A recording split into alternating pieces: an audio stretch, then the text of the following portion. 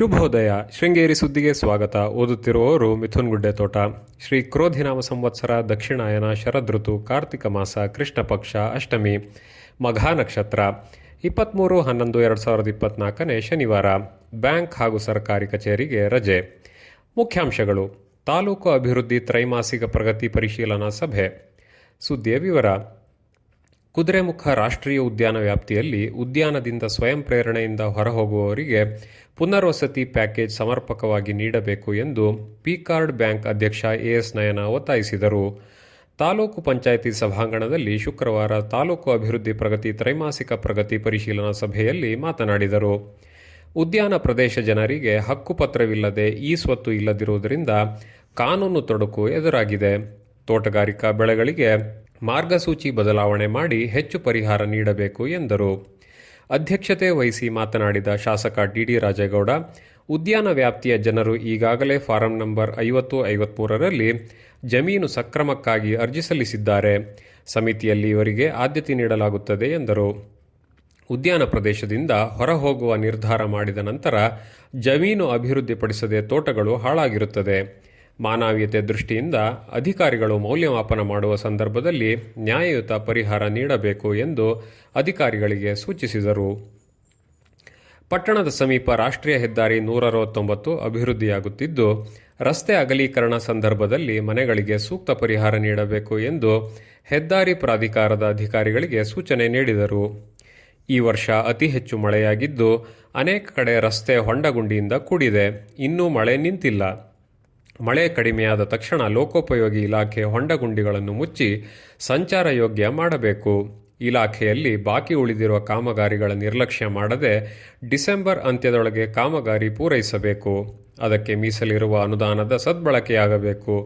ಭೂ ಪರಿವರ್ತನೆಗೆ ಅರಣ್ಯ ಇಲಾಖೆಯ ಒಪ್ಪಿಗೆ ಸ್ವಂತ ಜಾಗಕ್ಕೂ ಇಲಾಖೆ ತಕರಾರು ಮಾಡುತ್ತಿರುವ ಬಗ್ಗೆ ಸಾರ್ವಜನಿಕರು ದೂರಿದ್ದು, ರೈತರ ಸ್ವಂತ ಜಮೀನಿನಲ್ಲಿ ಭೂ ಪರಿವರ್ತನೆಗೆ ಅವಕಾಶ ನೀಡಬೇಕು ಎಂದು ಅರಣ್ಯ ಇಲಾಖೆ ಅಧಿಕಾರಿಗಳಿಗೆ ತಾಕೀತು ಮಾಡಿದರು. ಪ್ರಶ್ನೋತ್ತರ ವೇಳೆಯಲ್ಲಿ ಸಣ್ಣ ನೀರಾವರಿ ಮತ್ತು ಸಾಮಾಜಿಕ ಅರಣ್ಯ ಇಲಾಖೆ ಅಧಿಕಾರಿಗಳು ಸಮರ್ಪಕ ಮಾಹಿತಿ ಇಲ್ಲದೆ ಸಭೆಗೆ ಹಾಜರಾಗಿದ್ದು, ಶಾಸಕರು ಗರಂ ಆದರು. ಮುಂದಿನ ಸಭೆಯಲ್ಲಿ ಸೂಕ್ತ ಮಾಹಿತಿಯೊಂದಿಗೆ ಸಭೆಗೆ ಬರಬೇಕು ಎಂದು ಸಣ್ಣ ನೀರಾವರಿ ಇಲಾಖೆಯ ನಾಗರಾಜ್ ಮತ್ತು ಸಾಮಾಜಿಕ ಅರಣ್ಯ ಇಲಾಖೆಯ ಮಂಜುನಾಥ್ಗೆ ಖಡಕ್ ಸೂಚನೆ ನೀಡಿದರು. ವಿವಿಧ ಇಲಾಖೆಗಳ ಸಮಗ್ರ ಪರಿಶೀಲನೆ ನಡೆಸಿ ಅಧಿಕಾರಿಗಳಿಗೆ ಪ್ರಗತಿ ಬಗ್ಗೆ ಸೂಚನೆ ನೀಡಿದರು. ಸಭೆಯಲ್ಲಿ ತಾಲೂಕು ಪಂಚಾಯಿತಿ ಕಾರ್ಯನಿರ್ವಹಣಾಧಿಕಾರಿ ಸುದೀಪ್, ನೋಡಲ್ ಅಧಿಕಾರಿ ಶಿವಕುಮಾರ್, ಪ್ರಭಾರಿ ತಹಸೀಲ್ದಾರ್ ಅನೂಪ್, ಪಿಕಾರ್ಡ್ ಬ್ಯಾಂಕ್ ಅಧ್ಯಕ್ಷ ಎಎಸ್ ನಯನ, ಡಿಸಿಸಿ ಬ್ಯಾಂಕ್ ಉಪಾಧ್ಯಕ್ಷ ಡಿಸಿ ಶಂಕರಪ್ಪ, ಅಗಸೊಳ್ಳಿ ನಾರಾಯಣ, ಎಂಎನ್ ಚಂದ್ರಶೇಖರ್, ಭಾಸ್ಕರ್ ನಾಯಕ್, ಪುಟ್ಟಪ್ಪ ಹೆಗಡೆ ಮತ್ತಿತರರು ಇದ್ದರು.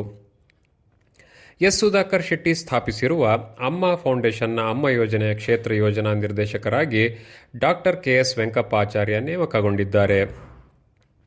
ಇಂದಿನ ಕಾರ್ಯಕ್ರಮ: ಕನ್ನಡ ಸಾಹಿತ್ಯ ಪರಿಷತ್ನಿಂದ ನುಡಿ ನಿತ್ಯೋತ್ಸವ, ರಾಜಮ್ಮ ರಾಮಣ್ಣಗೌಡ ಕಾನುವಳ್ಳಿ ದತ್ತಿ ಉಪನ್ಯಾಸ. ಉದ್ಘಾಟನೆ ಧರೆಕೊಪ್ಪ ಗ್ರಾಮ ಪಂಚಾಯಿತಿ ಅಧ್ಯಕ್ಷೆ ರಂಜಿತಾ ಉಮೇಶ್. ಅಧ್ಯಕ್ಷತೆ ಕನ್ನಡ ಸಾಹಿತ್ಯ ಪರಿಷತ್ ಅಧ್ಯಕ್ಷ ಶೃಂಗೇರಿ ಸುಬ್ಬಣ್ಣ. ಉಪನ್ಯಾಸ ಕುವೆಂಪುರವರ ರಾಮಾಯಣ ದರ್ಶನಂ ಬಗ್ಗೆ ಉಪನ್ಯಾಸಕ ಎಚ್. ಎ. ಪ್ರಕಾಶ್. ಸ್ಥಳ ಸರಕಾರಿ ಪ್ರೌಢಶಾಲೆ ಹೊಳೆಕೊಪ್ಪ. ಸಮಯ ಮಧ್ಯಾಹ್ನ 2ಕ್ಕೆ.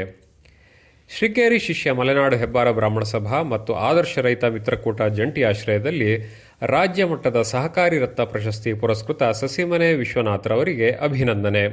ಅಧ್ಯಕ್ಷತೆ ಶೃಂಗೇರಿ ಶಿಷ್ಯ ಮಲೆನಾಡು ಹೆಬ್ಬಾರ ಬ್ರಾಹ್ಮಣ ಸಭಾದ ಅಧ್ಯಕ್ಷ ಎಂ ಶ್ರೀಧರ್ ರಾವ್. ಉಪಸ್ಥಿತಿ ಪ್ರೀತಂ ವೆಂಕಟರಾವ್. ಸ್ಥಳ ಗುಬ್ಬಗೋಡು ವೆಂಕಟರಾವ್ ಅವರ ಮನೆ. ಸಮಯ ಮಧ್ಯಾಹ್ನ 3:30ಕ್ಕೆ.